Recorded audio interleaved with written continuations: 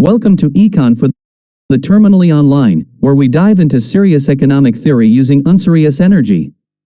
Today we're talking about one of the most important and most overlooked concepts in microeconomics, elasticity of demand. Or as I like to call it, the science of how down bad you are for overpriced things. Because let's be honest, you say you're frugal, but you'd still drop $7.50 on a caramel macchiato with oat milk and an extra shot, and not even flinch. But you'd complain about paying $8 for a pack of socks. Make it make sense.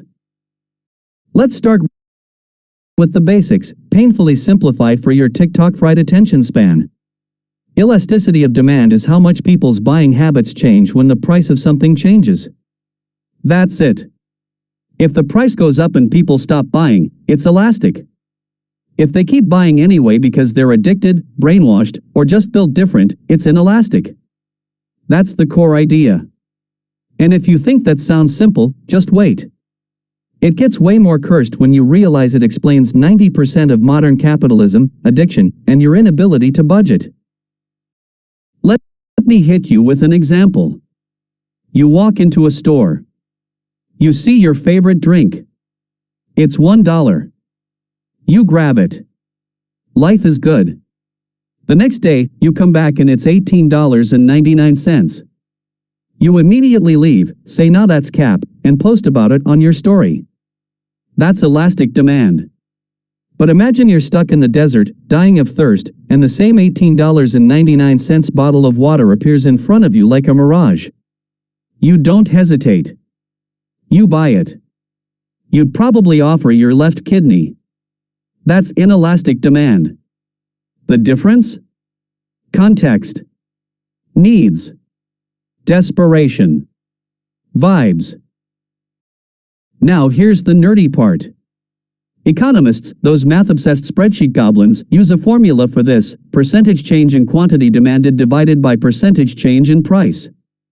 If that number is greater than 1, it's elastic. If it's less than 1, it's inelastic. If it's exactly 1, it's called unit elastic, which is just a fancy way of saying meh. No need to remember the formula, just understand the vibe. If people stop buying when the price goes up, it's elastic.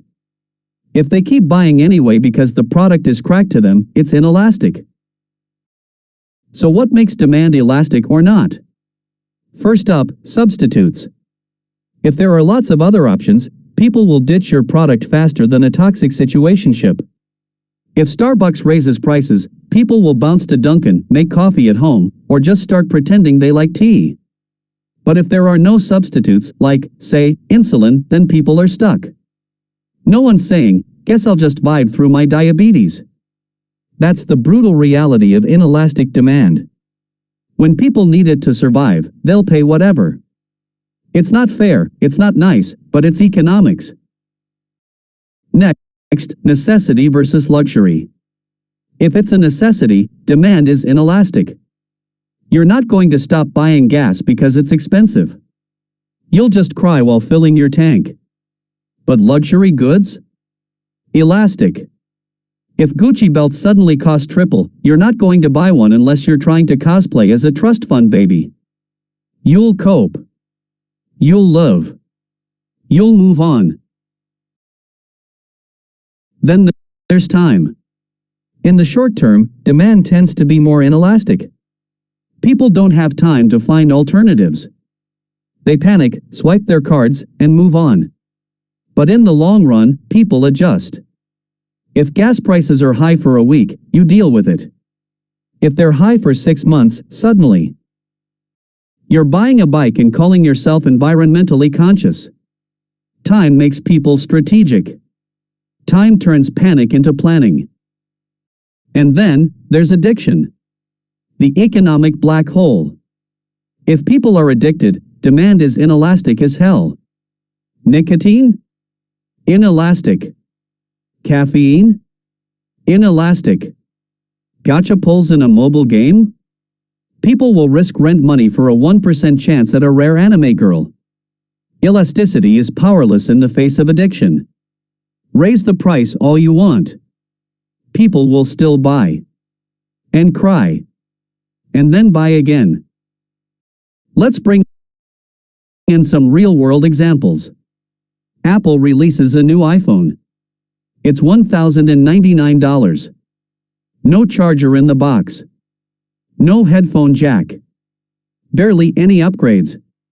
Do people hesitate? No. They camp outside Apple stores. They finance the phone over 36 months. They post unboxings like it's a religious event. That's inelastic demand, powered by branding, peer pressure, and Apple's ability to make people feel poor if they own last year's model. Now let's look at eggs. The price goes up, people still buy them. Not because they're egg fanatics, but because you need eggs for literally everything. Inelastic, but starting to lean elastic when people remember cereal exists.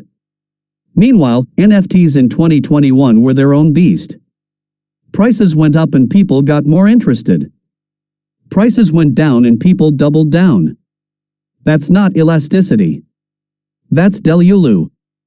A whole different economic category, financially deranged. Here's where elasticity gets really spicy: revenue. Businesses use elasticity to manipulate your wallet like an NPC in a casino. If demand is elastic and you raise prices, your revenue drops. If it's inelastic, you can raise prices and make more money. That's why gas stations, pharma companies, and overpriced brunch spots all have the same energy. We could charge more, and you'd still pay. If you're selling a necessity or addiction, you have pricing power. If you're selling something people can live without, you better keep your prices cute or they'll bounce. Now we dive into the more cursed versions of elasticity. Cross-elasticity, the way demand for one product changes when the price of another product changes. If Coke gets more expensive and you switch to Pepsi, that's a positive cross-elasticity. They're substitutes. If peanut butter gets more expensive and you stop buying jelly too, that's a negative cross-elasticity. They're complements. Their bond is stronger than some people's relationships. When one goes up, they both fall. There's also income elasticity, how demand changes when people get richer or broker. Normal goods are things people buy more of when they're ballin', like name brand cereal, $15 smoothies, and concert tickets. Inferior goods are what people abandon once they level up financially, like instant ramen, public buses, and 2-in-1 shampoo. It's not shade. It's just economic glow-ups. Now, elasticity isn't just for businesses. Governments are in on the game too. Take taxes on sin goods. The idea is, raise the tax on cigarettes and people will stop smoking. Sounds good on paper. But in reality, people just pay more because addiction doesn't care about tax policy. Demand stays inelastic. The government gets paid, people stay hooked, and the only thing that changes is how broke they are. Subsidies work in the opposite direction. The government wants you to buy more of something, so they make it cheaper. Think electric cars, solar panels, or milk for some reason. If the good is elastic, a small drop in price makes people buy way more. If it's inelastic, subsidies don't do much. It's like giving a coupon for broccoli to someone who hates vegetables. The price isn't the issue. It's the vibes. Let's talk graphs, briefly, and yes, even the graphs are cursed. An elastic demand curve is flat, like your crush's interest in your situationship. A small change in price causes a big change in quantity demanded. An inelastic demand curve is steep, like your anxiety when your card gets declined. You could triple the price and people would still buy. That's inelasticity. That's power. That's a business's dream. Let's bring it back to reality. Starbucks is a case study in inelasticity. The prices keep climbing and people keep buying. They even tip. They post about it like it's a lifestyle. It's not coffee anymore, it's identity. Elasticity? Dead. It got cooked by capitalism. Skincare is another unhinged example. A serum costs $60. Does it work? Who knows? But TikTok said it has snail slime and niacinamide, and now you're buying it monthly. That's inelastic demand born from algorithmic persuasion and peer pressure. Even OnlyFans has elasticity. A guy says he's not a simp, but the price drops from $9.99 to $7.99 and suddenly he's entering his card details. Demand is elastic when there's a discount. Inelastic when they're down astronomically. We live in an economy of impulse decisions and questionable budgeting. Elasticity even applies to attention spans. Too many ads on a YouTube video? You click off. Extremely elastic. Trust in brands? One scandal and the whole thing collapses. Ask Subway. Ask Balenciaga. Ask literally any crypto platform. People are loyal until the vibes go rancid. So what did we learn? Elasticity of demand is just a fancy way of measuring how unhinged or rational consumers are. When prices go up, elastic demand means people bail. Inelastic demand means they stay. It depends on substitutes, necessity, time, addiction, and a whole lot of brain chemistry. Businesses use it to make money. Governments use it to justify taxes. And you live it every time you buy something stupid, knowing full well you didn't need it. Economics isn't boring. It's literally the study of why people keep spending $9 on coffee while complaining about inflation. Elasticity isn't just theory, it's the reason your bank account is on life support.